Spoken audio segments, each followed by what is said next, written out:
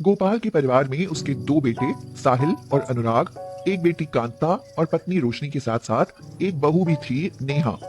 गोपाल के परिवार को खाने में तरह तरह के अचार खाने का बहुत अधिक शौक था, इसलिए घर में हर समय तरह तरह के अचार मौजूद रहते थे, जैसे कि आम का अचार, मिर्च का अचार, गोभी का अचार आदि आदि। घर में अचार बनाने का काम उनकी बड़ी बहू नेहा करती थी, इसलिए नेहा बहू सबके लिए खास थी। भाई खाने में चाहे कुछ भी बना दो, पर तब तक स्वाद नहीं बनता जब तक साथ में नेहा बहू का अचार खाने को नहीं मिलता। बाबूजी, भाभी ने जो ये मूली का अचार बनाया है ये भी बहुत अच्छा लगा। हाँ, भाभी अच्छा अचार बना लेती है, पर इतना भी निराला नहीं बनाती कि भाभी के अचार की रोज रोज तारीफ की जाए। अब गृहस्थ औरत में कुछ तो लक्षण होना ही चाहिए ना। बहू में अचार बनाने का गुण है तो अच्छी बात है, भला इसमें ज्यादा तारीफ करने वाली कौन सी बात है। हमारी दादी, हमारी माँ और हम भी तो अचार बनाते आए हैं, अब बहू बना रही है, इसमें अचरज क्या है। बात तो सही है माँ, पर हो सकता है अनुराग की पत्नी और आपकी छोटी बहू में भी कोई ऐसा ही खास गुण निकल आए। नेहा अच्छा अचार बना लेती है, हो सकता है वो अच्छा खाना बना लेती हो। आप कुछ भी कहिए, पर अचार तो वह कभी बना ही नहीं पाएगी। ये तो अभी कुछ नहीं कह सकते बहू, पर तुम अचार अच्छा बना लेती हो बेटा। बस इसी तरह की बातें सुन सुनकर नेहा के मन में अपनी देवरानी के आने से पहले ही ईर्ष्या घर करने लगती है। वह खुद के बारे में कम और अपनी होने वाली देवरानी के बारे में कुछ ज्यादा ही सोचने लगती है। वह इसी कश्मकश में एक दिन साहिल से कहती है, देवरानी देवरानी, सब देवरानी के बारे में ऐसे बात करते हैं कि मानो देवरानी ना हुई कोई स्वर्ग की अप्सरा हो गई। अरे नेहा, तुम ये कैसी बातें करने लगी? अपनी देवरानी के आने से पहले ही उसके लिए मन में इतनी नफरत, भला क्यों? अरे वो तो तुम्हारी छोटी बहन जैसी होगी ना, फिर उसे लेकर ऐसी टेंशन क्यों? टेंशन? मैं किसी को लेकर टेंशन क्यों लूंगी भला? वो अपना काम करे, मैं अपना। रही छोटी बहन जैसी समझने की बात, वह तो मैं कभी समझ ही नहीं सकती। अरे छोड़ो नेहा, अभी से क्यों ऐसी बातें करने लगी? जब वक्त आए तब कर लेना जो मन में आए। अब मेरे लिए एक कप गर्मा गर्म चाय ले आओ प्लीज। इस तरह समय बीतता जाता है और कुछ दिन बाद अनुराग की कल्पना नाम की एक राजस्थानी लड़की से शादी हो जाती है। कल्पना दुल्हन बनकर जैसे ही ससुराल आती है, उसकी जेठानी नेहा की छाती पर तो जैसे सांप ही लौटने लगता है। वह अपनी देवरानी कल्पना को तंज कसते हुए कहती है, हमारी देवरानी जी लग तो बड़ी ही खूबसूरत और मॉडर्न रही हैं, पर क्या बड़ी बहू?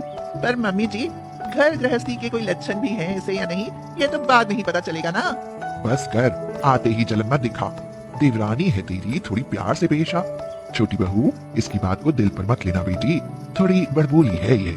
हाँ, आप तो यही कहेंगे मम्मी जी, मेरी बड़ाई तो आप कभी करने से रही। यह कहकर नेहा चुप हो जाती है और नई नवेली दुल्हन कल्पना भी बस उनकी बातें ही सुनती रहती है। फिर इसी तरह बातें करते करते कल्पना का गृह प्रवेश करा दिया जाता है।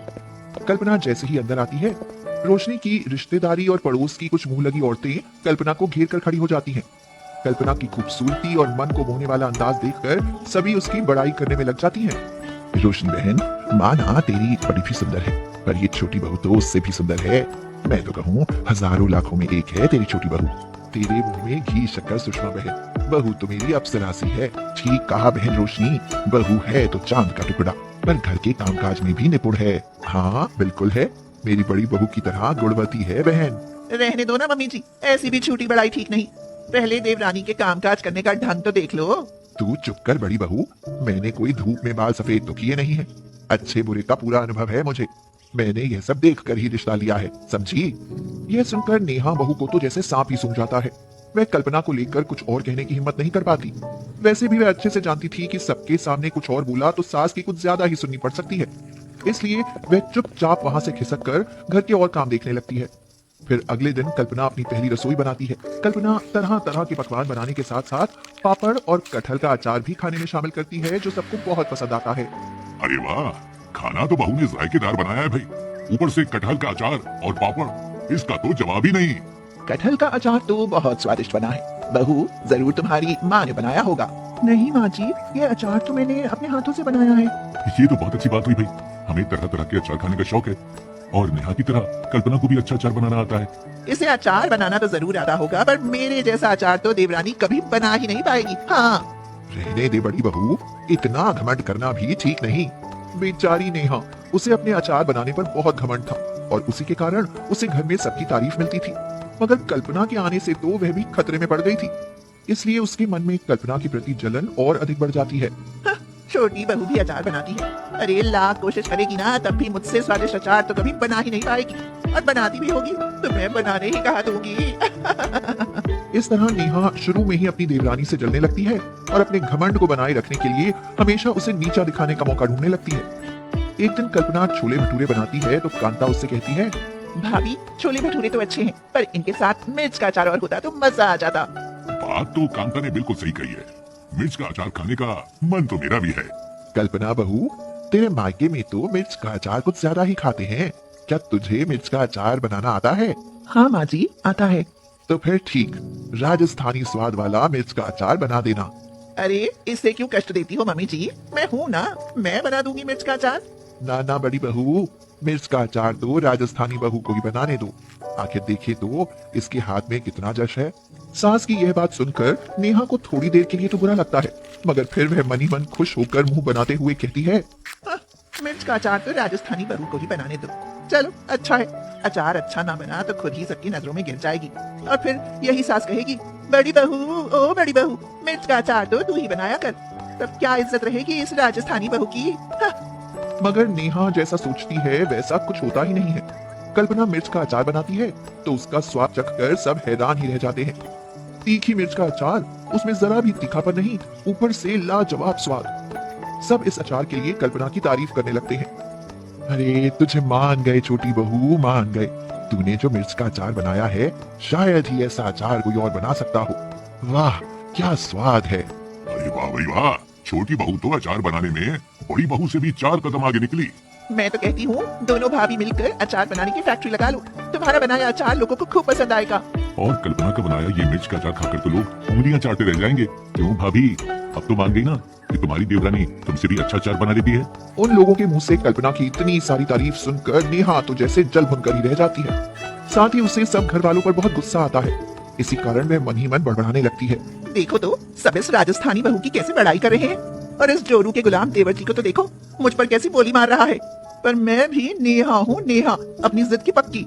मैं देखती हूँ ये लोग कब तक इसके अचार की वाहवाही करते हैं। इधर कल्पना का व्यवहार अपनी जेठानी के प्रति प्रेम और आदर से भरा होता है, तो उधर जेठानी अपनी देवरानी के प्रति मन में गहरी ईर्ष्या पालती जाती है।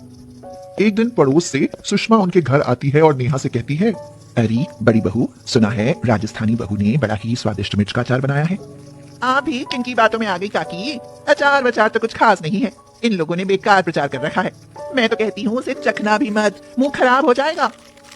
तुम ये क्या कह रही हो बड़ी बहू? पर सुषमा यह कह ही रही होती है कि तभी रोशनी वहां आ जाती है और उनकी बातें सुनकर नेहा को समझाते हुए कहती है, बड़ी बहू, आपस में इतनी ईर्ष्या रखना भी ठीक नहीं होता है कि रिश्ते ही खराब हो जाएं। बताओ तो कल्पना बहू के अचार में क्या खराबी है? अरे मम्मी जी, नाराज क्यों हो रही हैं? मैंने तो काकी से बस मजाक किया था। तो मैंने कौन सा तेरी बात का बुरा मान लिया?